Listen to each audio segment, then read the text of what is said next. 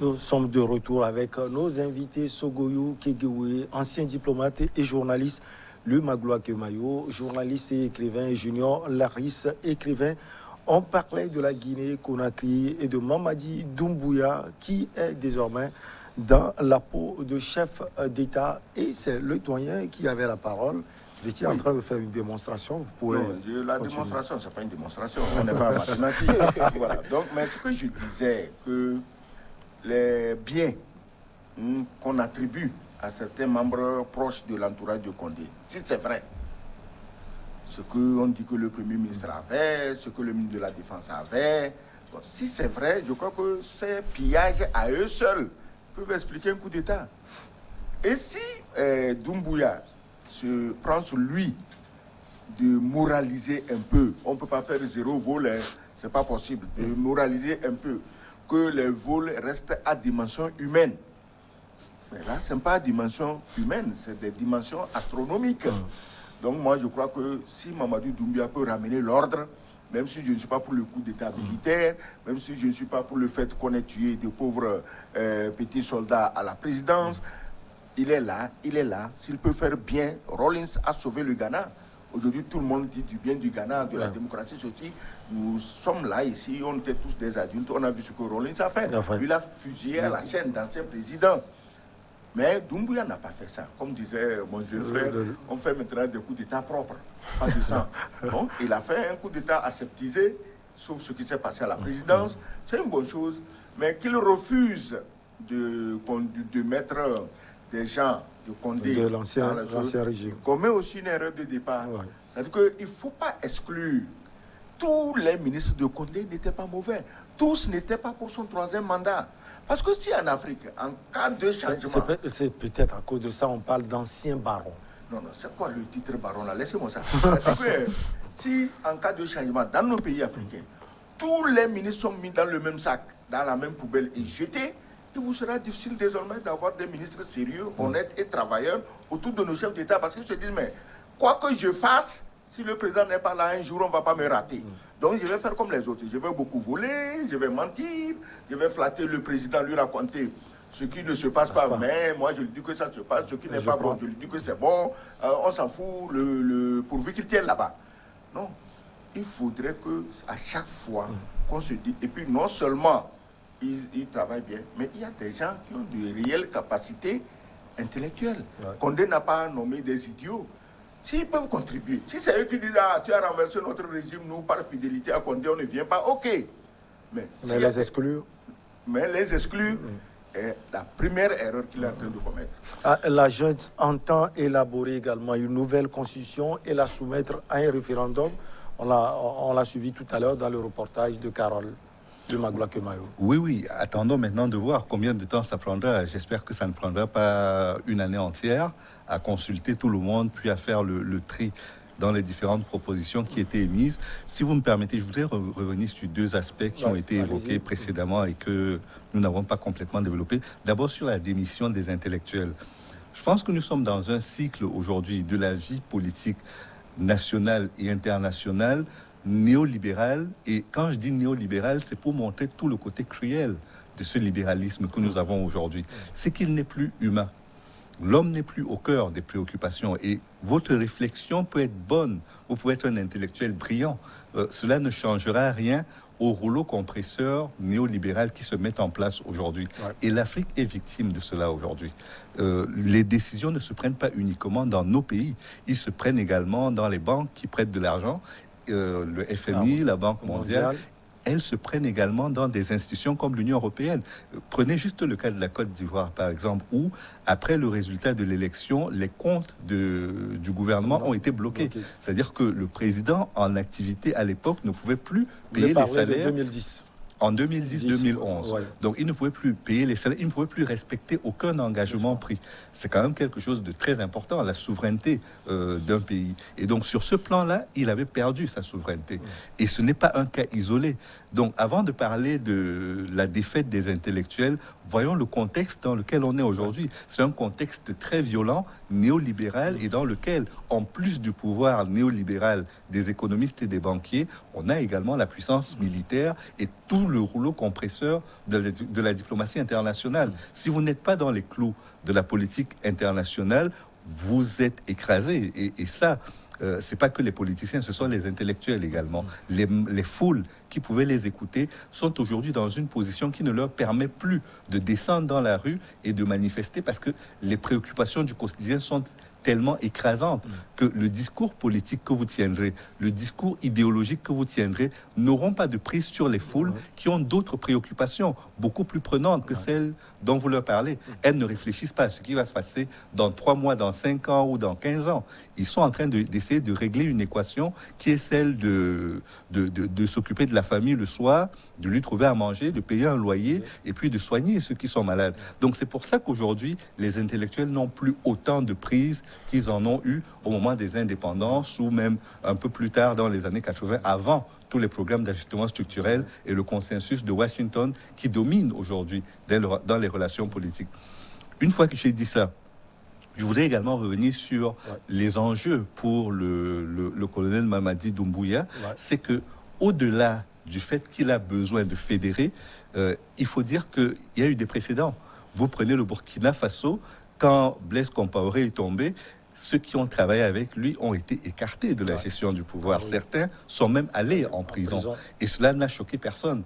Des exemples comme cela, vous en aurez dans plein de pays africains. Cela ne choque pas. Et c'est pour ça qu'il faut réfléchir aujourd'hui, non plus seulement à condamner par principe, mais à affiner l'analyse pour qu'au-delà de la condamnation de principe, on arrive à gérer les situations dans toute leur finesse. Ne soyons pas paresseux dans les remèdes que nous apportons à nos mots. Parce que là, il y a besoin véritablement de se pencher sur le problème. S'il y a autant de coups d'État et que ça passe au sein de l'opinion, que ça passe au sein des organisations, malgré toutes les menaces de sanctions qui sont brandies, c'est qu'il y a un problème, c'est qu'il y a une faiblesse. Et donc, il faut remédier à cela et y remédier collectivement, pas individuellement. On peut trouver une réponse en Guinée, on peut en trouver une dans d'autres pays, mais s'il n'y a pas une réponse collective qui nous responsabilise tous et qui nous protège tous, je suis malheureusement inquiet de la suite des événements. Voilà. Alors, Junior Laris, avec vous, on va sortir de ce sujet. Il y a l'aspect sécuritaire également. Il est non seulement le chef de l'exécutif, il est également le chef d'État-major des forces armées pour sécuriser le pays. Oui, il faut aussi noter une chose assez importante, c'est que Doumbouya est un agent opérationnel. Ceux qui sont dans le domaine militaire comprendront ce que je dis. C'est pas des renseignements, c'est-à-dire c'est pas une unité d'élite qui a 2, 3 enfants à la maison. Hein. Ce sont des gens qui sont constamment sur le terrain et qui sont en activité. Et donc Doumbouya n'est pas dans l'aspect un peu administratif du militaire. C'est pourquoi d'ailleurs, à sa prise de pouvoir, entre guillemets, personne ne le connaissait. Et c'est pas le genre de personne qu'on connaît, d'ailleurs. C'est pas le chef d'état-major. Et donc, le côté opérationnel de Doumbouya, personnellement, m'inquiète, puisque c'est un homme de terrain, c'est un homme d'action, et je m'imagine un peu difficilement comment il puisse penser l'appareil administratif. Et c'est là où je rejoins le doyen pour le fait qu'ils disent que c'est important de réintégrer ceux qui ont la compétence à pouvoir diriger l'appareil administratif guinéen lors de cette transition. Après, on verra s'il peut respecter l'engagement pris, pour moi, qui reste encore une farce, parce qu'il n'est ni tenu par aucune loi, puisque je m'attache vraiment à l'aspect un peu légal du truc. Il n'y a aucune loi qui l'oblige à lâcher le pouvoir quand il le faudra. Maintenant, il a prêté serment, on verra. Et puis il envoie des délégations maintenant. C'est-à-dire que sur le plan de ses relations avec les voisins, il envoie des délégations. Je ne sais pas à quel moment une délégation arrivera au Togo, mais il envoie déjà des délégations pour plaider sa cause auprès des différents chefs d'État de la région. Le président Alassane Ouattara de la Côte d'Ivoire. Le Mali d'abord. Le Mali. Je pense que le Nigeria également est sur la liste et que par-dessus tout, je crois qu'il a aussi besoin non seulement d'être en bon terme avec les voisins, mais de contenir le risque de contre-coup d'État, voire de coups de force qui pourraient arriver, parce qu'il y a quand même beaucoup d'argent et beaucoup de drogue qui circulent aujourd'hui en Guinée et qu'il faudra gérer tout cela de façon concertée. En quelques secondes, je crois que l'aspect néolibéral, où les banques et les finances sont très importants aujourd'hui dans la scène internationale, va compter aussi dans sa capacité à négocier à l'international et dans les jours à venir. De Conakry, on file à Abidjan. La justice ivoirienne a ouvert mercredi 29 septembre une enquête après des accusations de viol portées par une jeune femme contre le ministre de la Réconciliation de la Côte d'Ivoire, Kouadio Kona Bertindi Kakabe, qui assure n'avoir rien à se reprocher. C'est un dossier pénal qui est entre les mains de la justice, a-t-il ajouté. Les services du parquet ont précisé que le ministre a également porté plainte en diffamation contre la jeune femme. Doyen, ce dossier, sans que vous le maîtrisez un peu, qu'est-ce qui s'est passé? Non, je ne le maîtrise pas, je ne suis pas en Côte d'Ivoire, je ne peux pas le maîtriser. Vous pouvez être loin et le maîtriser aussi. Non, attends, il y a des principes, il y a des principes et je trouve que c'est une farce. Et ça me fait très mal de voir qui est, même si c'est un seul du RHDP qui cautionne ça. C'est une honte, c'est un scandale. Pourquoi précisément le RHDP, doyen Sogo? Parce que Kona Kakabe était au PDCI et au mois des élections présidentielles, personne ne voulait être candidat face à Ouattara. Bon, ça ne fait rien. Ouattara aurait pu aller seul, gagner seul, mais il semble que l'affaire là, ça ne serait pas consistant. Alors Kakabe a accepté. Moi, j'admire son courage. Mais les gens peuvent épiloguer si on lui a donné l'argent ou non. Mais l'argent ne suffit pas. Il faut être courageux pour le faire. Il l'a fait. Après, Ouattara, qui quand même s'est montré reconnaissant. Parce que quand vous nommez quelqu'un comme ça, ministre de la Réconciliation nationale, dans un pays comme la Côte d'Ivoire, qui est littéralement en lambeaux, c'est que vous lui faites extrêmement confiance. Alors, on a dû voir quand même son CV avant de le nommer. Ça ne doit pas être un violeur, un pédophile, un machin. Non, on a vu. Alors, cette femme qui sort d'on ne sait d'où, qui veut jouer à la Nafissatou Diallo, mais Nafissatou Diallo, à l'hôtel, quand ça s'est passé, elle a crié, elle est sortie, elle a alerté des gens. Maintenant, toi, le ministre Kakabe t'a violé en avril, et en août, tu vas faire le test de viol. Je ne sais pas comment on appelle ça chez les médecins. Et en septembre, tu sors le dossier. Tu sors le dossier. Écoutez, soyez sérieux. Moi, je ne suis pas juriste, je ne sais pas si on dit qu'il n'y a pas prescription. On te viole en avril, tu ne dis rien. Ça veut dire que tu as tellement pris goût, hein, ça devrait être très... Et puis, entre-temps, un petit malin te dit, ben, écoute, ton Kakabe, il a trouvé le goût avec toi, tu dis oui. Attends, on va lui prendre un peu d'argent. Va dire qu'il t'a violé. Alors, si 3 mois après, si un médecin était ici, il m'aurait éclairé. Si 3 mois après, on peut faire un test pour détecter un viol, ben là, on peut discuter de ce problème. Alors, comment on teste un viol 3 mois après? Parce que si c'est immédiat, les médecins font des prélèvements, les frottis, les spermes, les machins, ok. Mais 3 mois après, le canon de Kakabe, est-ce qu'il y a des marques dessus, comment on dit ça, comme les en balistique, en balistique, est-ce qu'il y a des marques sur le canon de Kakabe qui va montrer qu'effectivement Kakabe a couché avec cette femme? Moi, personnellement, mon opinion dans cette affaire, c'est que la femme qui travaillait d'ailleurs dans le bureau du Kakabe pendant la campagne, qui était à tuer à toi avec Kakabe, bon, peut-être par hasard, Kakabe a, avec son consentement, lui aussi brouté un peu l'herbe du prix en passant, mais la femme s'est rendue compte qu'elle peut s'enrichir avec ça. Alors, maintenant, elle dit qu'on l'a violée, elle a fait le test, et on dit que la justice ivoirienne se saisit de l'affaire. Écoutez, nous sommes tous des Africains, on sait comment ça se passe. Et j'ai lu des titres de journaux qui montrent qu'il y a acharnement, il y a persécution, et franchement... Alors, parce que les gens disent, pourquoi Kakabe n'est pas encore en prison? Pourquoi Kakabe n'a pas encore démissionné? Pourquoi Kakabe... Ben, écoutez, on ne l'a même pas jugé, on n'a même pas établi les preuves, et lui-même, il a déposé plainte contre la femme. Dans ce cas, on se demande pourquoi on n'a pas encore arrêté la femme, parce que si une simple plainte contre quelqu'un implique qu'on peut l'arrêter immédiatement, dans ce cas, on arrête Kakabe et on arrête la femme. Parce qu'on ne peut pas laisser une femme venue de nulle part jouer à la Nafissatou Diallo pour casser quelqu'un dont le seul défaut est d'avoir accepté de travailler pour la réconciliation des Ivoiriens. Moi, je crois que les gens devaient soutenir Kakabe et je suis très heureux dans les titres que j'ai lus de voir que Alassane Ouattara ne se laisse pas, disons, mener par le bout du nez par les persécuteurs professionnels du Kakabe. Alors, le doyen voit un coup qui vient sans doute RHDP, le parti au pouvoir, le coup peut venir du PDCI aussi. Tout est possible, tout est possible en politique. Personnellement, je n'exclus aucune thèse, aucune hypothèse dans l'analyse des faits dont nous sommes en train de parler, mais je ne peux pas être catégorique là-dessus. Ouais. Parce que si effectivement il y a eu quelque chose, ce serait dommage que l'on fasse passer tout cela par pertes et profits au nom de la loyauté politique que Kakabe a manifestée à l'endroit du président Alassane Ouattara. Ce serait vraiment dommage. Donc, il y a ça, et il y a le fait que en politique, les coups bas, c'est devenu aujourd'hui monnaie courante. On peut, même au sein du même parti, avoir des rivalités qui débouchent sur ce genre de choses-là. Donc, toutes les hypothèses sont sur la table au moment où nous parlons. Mais je crois que si elle a pris 2 ou 3 mois pour aller faire le test ou faire la visite médicale qui lui aurait permis de prouver qu'il y a eu quelque chose, c'est peut-être qu'il y a des traces qui ont subsisté au-delà. Ouais. Nous parlons quand même d'un viol. C'est pas comme si on était en train de faire une partie de... Non. Donc, je pense qu'il faut être vraiment prudent là-dessus.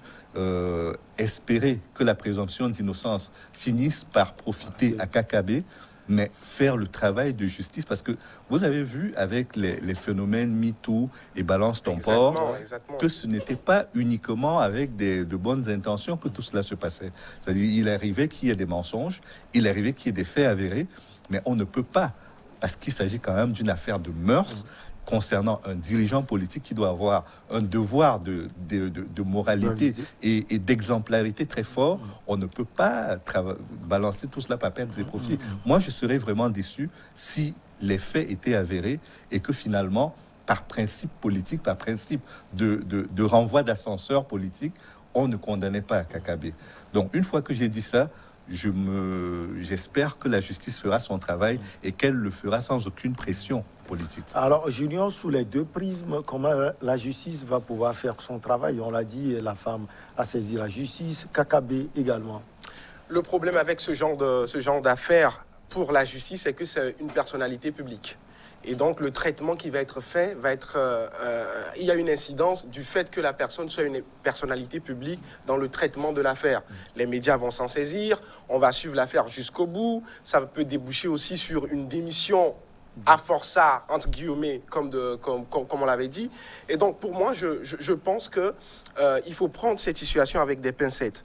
Cette affaire de viol ressemble un peu à ce qui est vraiment en vogue aujourd'hui dans le monde pour un peu assassiner la carrière politique de gens qui ont des ambitions. Comme le prouve le titre d'ailleurs. C'est pourquoi d'ailleurs, comme Sonko d'ailleurs au Sénégal ou encore DSK avec l'affaire Nafissatou Diallo au Sofitel de New York. Je pense que dans le sillage du mouvement MeToo dont vous avez fait mention, aujourd'hui, il y a quelque chose de très saisissant dans la société, que ce soit occidentale ou africaine, c'est que quand on parle d'affaires de viol, la morale humaine, qui est parfois implicite d'ailleurs, fait qu'on ne peut plus se prévaloir d'une présomption d'innocence et que le débat au fond du contradictoire est complètement annihilé. Et même si après on prononce un non-lieu pour Kakabe dans la situation actuelle, c'est vrai que son image politique a été entamée. Pire encore, pour lui, il occupe un portefeuille, celui de la réconciliation, qui est un portefeuille avant tout moral, où il faut rassembler les gens, il faut parler, il faut faire de la diplomatie sociale pour la Côte d'Ivoire. Et donc, je pense que c'est dommage que cette affaire arrive à ce moment, à cette personne qui occupe ce portefeuille étatique qui va forcément entamer la vitalité de l'action de Kakabe dans les heures à venir ou dans les mois à venir. Vous pensez aussi que cette affaire, nonobstant tout, va l'éteindre politiquement? Non, vous savez, en politique, on n'a pas affaire à des gens qui meurent. Les résurrections existent. C'est ce que je veux dire. Pas de Sarkozy, hein.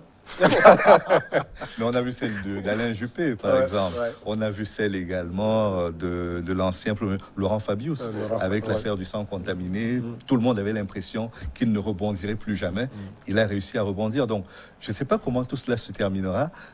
Il est certain que son image a été fortement entachée. Mais si, en retour, la justice arrivait à le disculper, ça pourrait être un argument très fort également pour rebondir si jamais il n'a véritablement rien fait.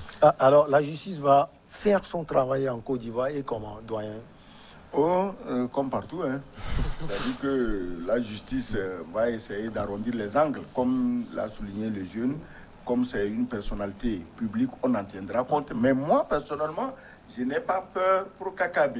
Parce que la dame, d'ailleurs, selon ce que j'ai appris, elle avait fait le même coup au Sénégal pour escroquer un homme d'affaires. Alors, oui, elle n'est pas à son premier coup. J'ai oublié le nom de l'homme d'affaires, on peut chercher et trouver. Elle a fait le même coup pour escroquer un homme d'affaires au Sénégal. Elle est venue en Côte d'Ivoire, elle se dit qu'en escroquant un homme d'affaires, peut-être elle ne sera pas bien payé, mais un homme politique dont la carrière risque de monter, il payera plus. La preuve, on demande 250 250 millions. millions. Mais ce n'est pas possible. Le mari qui se conduit comme un proxénète, vous avez vu ça où? Il n'y a même plus de moralité. Mais ta femme, si tu n'es pas d'accord avec elle, tu la mets dehors. Si tu es d'accord avec ses petites tricheries, tu la laisses tranquille. On parle également d'un audio dans lequel un proche de Kakabe essayait de négocier avec la femme. Oui, oui. Mais attends, Michel, tu es mon ami. J'apprends que, bon, une femme veut se plaindre contre toi. Je te dis, Michel, peu importe si tu l'as fait ou non, pour éteindre le feu, donne-lui quelque chose et puis qu'on n'en parle plus. Ça, c'est amical. Et c'est ça qui se retourne comme preuve parce qu'on voulait négocier. Et c'est d'ailleurs pour Kakabe a déposé plainte. Exactement. Parce qu'il expliquera dans quel contexte il a accepté de donner quelque chose à la dame. Il donnait 20 millions. La dame et son mari souteneur réclament 250 millions. Mais ce n'est pas normal. Kakabe a déposé plainte, il aura les avocats qu'il faut, et c'est la même justice ivoirienne à laquelle nous tous nous faisons confiance qui va trancher. Mais moi je dis, 3 mois après aller faire le test et 3 mois après déposer plainte, tout le monde sait que c'est manipulé. Tout le monde le sait, on n'a pas besoin d'être un espèce juriste. Non, moi je ne me permettrai vraiment pas. Parce que en plus, ces questions de mœurs en Côte d'Ivoire, rappelez-vous, c'est pas la première fois. Et je ne sais pas qu'on a une personnalité politique qui a fait la même chose. Mais il y a cette émission dans laquelle un ancien violeur est venu et expliquait... L'émission de Yves de Mbela. Oui, voilà. Donc, on est dans un cas de figure où le contexte social fait que les gens sont hyper irritables sur ce sujet. Et donc, il est important pour une personnalité politique comme Kakabe de savoir se tenir. Il n'est pas là que pour lui. Il est investi d'une autorité qui l'oblige à avoir un comportement irréprochable. Donc, j'espère pour lui qu'il n'a rien à se reprocher. Parce que c'est parce qu'on a justement des responsabilités qu'on doit fournir un effort d'exemplarité plus important que les autres citoyens. Et donc, s'il a failli quelque part, il n'aura pas volé sa sanction. Mais j'espère pour lui, encore une fois, que les faits seront établis et qu'il sera disculpé par rapport à cette accusation. Avant de donner la parole à Junior, comme le titre l'indique, quel est le rapport avec Sonko et Dominique Strauss-Kahn? Non, je pense que chaque cas est unique. Que ce soit celui d'Ousmane Sonko, que ce soit celui de Dominique Strauss-Kahn. Oui, dans le cas de Dominique Strauss-Kahn, nous ne saurons jamais quelle est la vérité parce qu'il y a eu un arrangement qui a eu lieu entre Nafissatou Diallo et lui. Et donc, il l'a dédommagé et on n'en parle plus. Il n'y a plus de suite judiciaire. Dans le cas d'Ousmane Sonko également, c'est très compliqué de savoir ce qui s'est passé parce que la demoiselle dit, si jamais Sonko peut prouver que nous n'avons jamais eu de rapport, qu'il vienne le jurer en public sur une Bible. Non, mais c'est pas ce qu'on lui a demandé. C'est y a-t-il eu viol ou pas?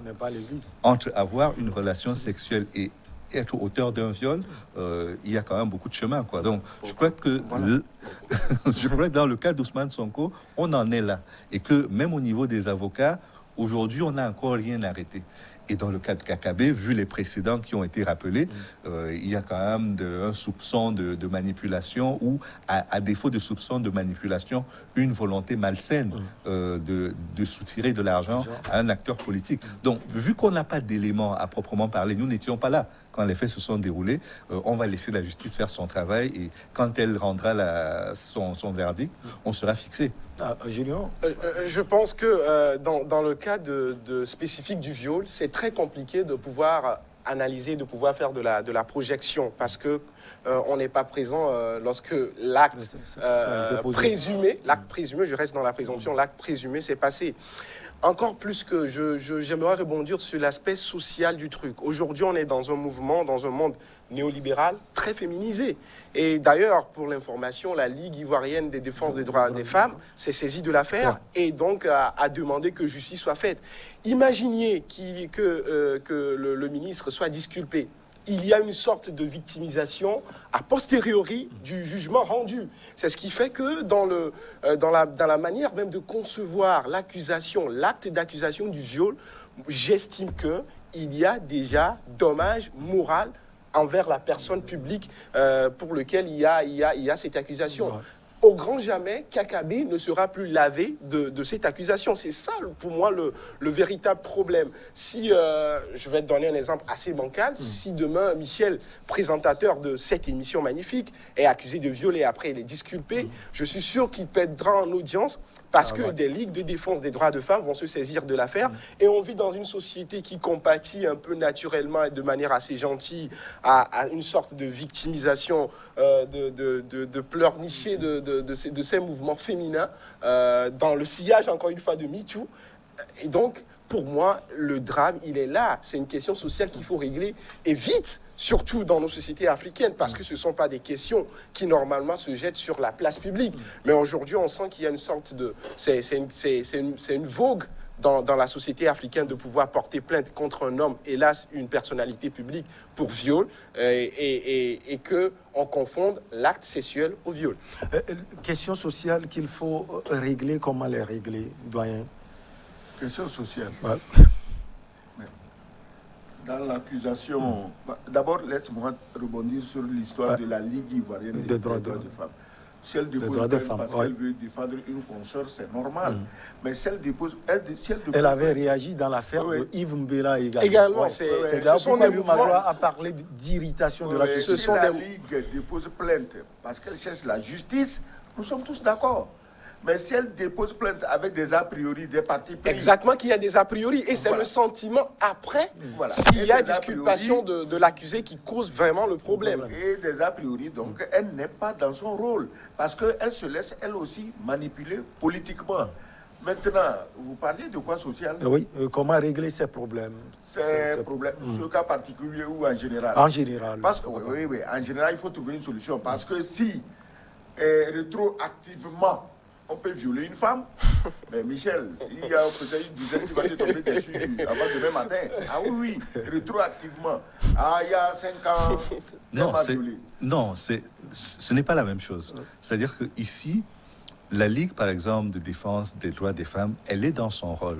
Oui, ce qui serait surprenant, c'est qu'elle ne dépose pas une plainte ou qu'elle ne se constitue pas partie civile.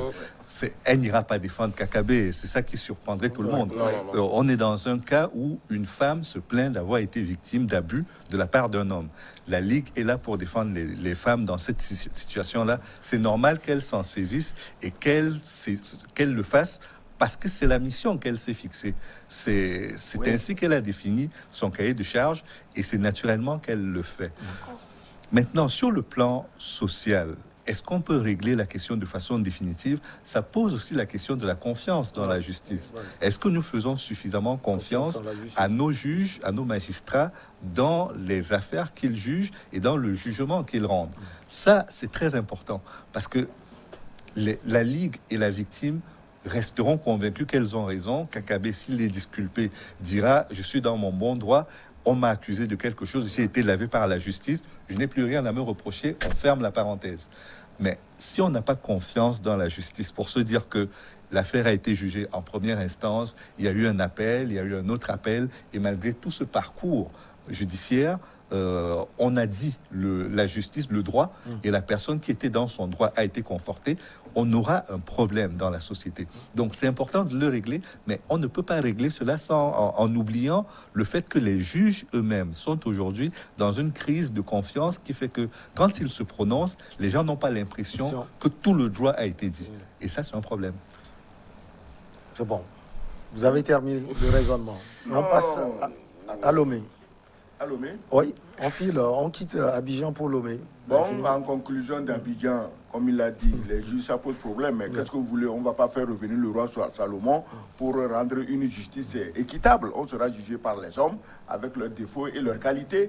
Mais dans cette affaire, Moi, je suis convaincu d'une chose, c'est que Kakabe s'en sortira. Et puis, c'est les comploteurs politiques du RHDP autour de Ouattara qui vont se mordre le doigt. Vous êtes sûr du RHDP? Et puis, il y a une chose, hein, à appeler le ministère de la Justice. Ministère de la Justice, c'est un peu une hyperbole. Hein. On ne donne jamais de la justice. On dit le droit. On dit le droit, on ne fait pas de la justice. Allez, le Premier ministre du Togo, Victoire Toméga Dogbe, a informé les ministres qu'ils doivent se préparer à déclarer leurs biens et avoirs. Le processus législatif et réglementaire de la déclaration des biens et des avoirs est enfin achevé avec l'adoption en juin dernier d'une nouvelle version de la loi organique numéro 2020-003 du 24 janvier 2020 par l'Assemblée nationale.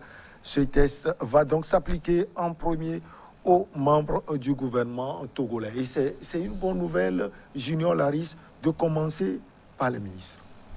Et il faut commencer par les ministres parce que Vous voulez qu'on commence par le chef de l'État ou quoi? J'ai vu votre regard. Le chef de l'État est le premier responsable de l'appareil exécutif du pays. Et donc, si on doit normalement commencer, on commence par celui qui dirige cet appareil exécutif, le chef de l'État, le Premier ministre, après les ministres, qui sont les hauts fonctionnaires de l'État. Peut-être que d'ici là, ça va se faire, parce que c'est juste un appel. Et ça va se faire. Je crois que ça va se faire parce que dans les pays voisins, au Niger par exemple, c'est un mouvement aussi qui a été fait. Mohamed Bazoum, le nouveau président nigérian, a déclaré ses biens. Au Sénégal, ça a été fait. Macky Sall a déclaré lui aussi ses biens avec tous ses ministres. Et donc au Togo, on attend de voir aussi que le président de la République, le Premier ministre et les autres ministres déclarent leurs biens. Mais pour conclure, c'est le rôle là qui est attribué au médiateur de la République.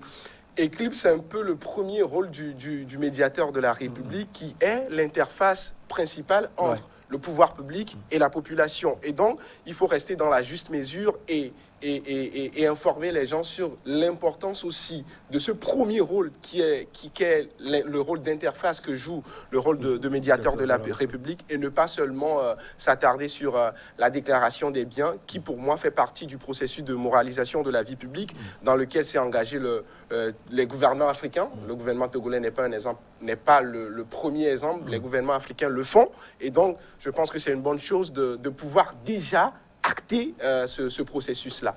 Alors, le Magloire Kemayo, vous pouvez nous expliquer un peu le rôle du médiateur de la République, puisque c'est devant lui que tout va se faire. Non, mais il faut déjà dire que le médiateur de la République est un magistrat. Ouais. C'est-à-dire que même si aujourd'hui il s'agit d'un magistrat, parce qu'il doit être à la retraite, il doit être au-dessus de tout soupçon et au-dessus de toute pression, c'est une ancienne magistrate. Donc elle a la capacité de pouvoir enquêter ou de juger ces affaires-là, d'apprécier en tout cas la situation sans grande difficulté. Et sa nomination aujourd'hui fait qu'elle n'attend plus rien d'une autorité, ni le président de la République, ni le Premier ministre, ni personne d'autre encore dans la chaîne de l'exécutif. Et donc, ça la met un peu au-dessus de toutes les pressions dont elle pourrait faire l'objet dans le cadre de son travail. La deuxième chose, c'est qu'elle est aujourd'hui à la fois à la tête elle est médiateur de la République, mais elle est aussi à la tête du Haut Conseil pour la réconciliation du Togo. Donc, ce sont toutes des tâches qui font qu'elle est au service des administrés et elle est là pour faire le lien, justement, quand il y a des personnes qui estiment qu'elles sont abusées de la part des politiciens ou de la part des directeurs des services. Elle est là pour rendre fluide la relation entre les différentes administrations et les administrés. C'est le rôle principal. Alors, doyen, vous avez aussi appris l'intervention du chef du gouvernement togolais. Quelle appréciation vous donnez à cela? Oh, c'est toujours bien de commencer quelque chose. La déclaration de biens, en fait, cela n'a rien de mauvais en soi. C'est pour les ministres, le Premier ministre, le Président, c'est pour les mettre à l'abri des mauvais soupçons. Parmi les membres du gouvernement actuel, il y a des gens qui étaient des hommes d'affaires, il y a des gens qui étaient des directeurs généraux. Bon, on veut s'assurer que ce n'est pas quand on l'a nommé ministre qu'il a profité de cette situation pour s'enrichir. Donc, dis-nous ce que tu as jusqu'aujourd'hui pour que désormais ce que tu as à partir de ton poste de ministre ne soit pas confondu. Parce qu'aujourd'hui, quand vous êtes au gouvernement, si vous avez de l'argent, c'est comme une vilaine bosse sur votre dos. Les gens se disent, ah, c'est les voleurs là, ça, et tu pars avec ta voiture. On dit, ah, c'est eux qui volent notre argent. Non, il y a des gens qui sont allés au gouvernement, ils étaient déjà riches. Et tous les voleurs non plus ne sont pas riches. Donc moi, je crois que... J'aime cette je crois que le gouvernement togolais, avec le chef de l'État et naturellement Madame le Premier ministre, peut lever tous ces équivoques pour instaurer de plus en plus de transparence.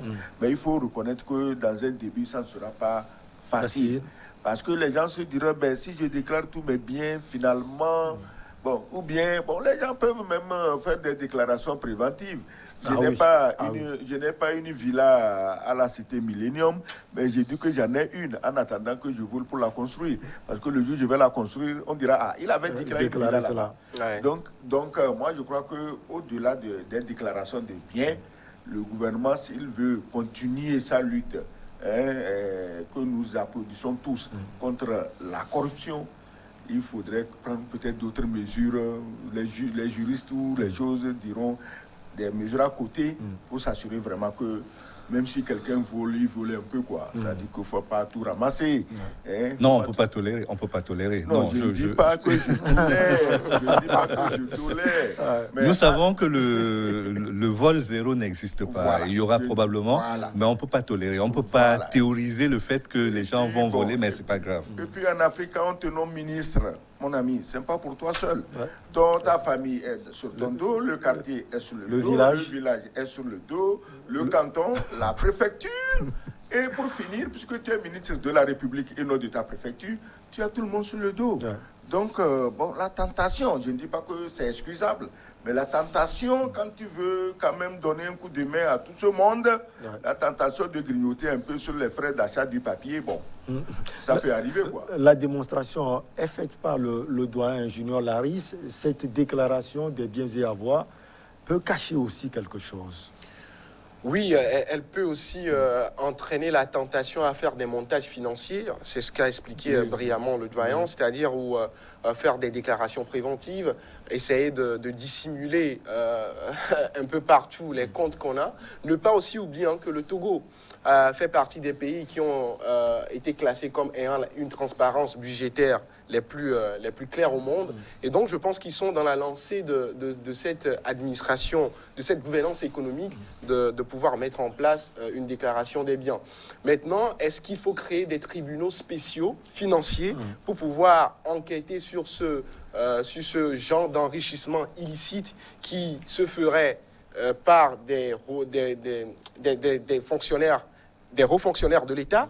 Est-ce qu'il faut mettre en place un système, une commission, pourquoi pas rogatoire, qui peut même aller suivre des ministres qui ne sont plus au pays? Parce que c'est aussi ça, la fuite des capitaux, pouvoir déplacer l'appareil juridique et lancer des mandats d'arrêt ou des appels à comparaître devant la justice nationale, même si la personne se trouve sur un territoire étranger. Pourquoi ne pas penser à implémenter tout ce genre d'appareils législatifs pour contrer l'évasion fiscale qui pourrait être la tentation aujourd'hui avec la déclaration des biens.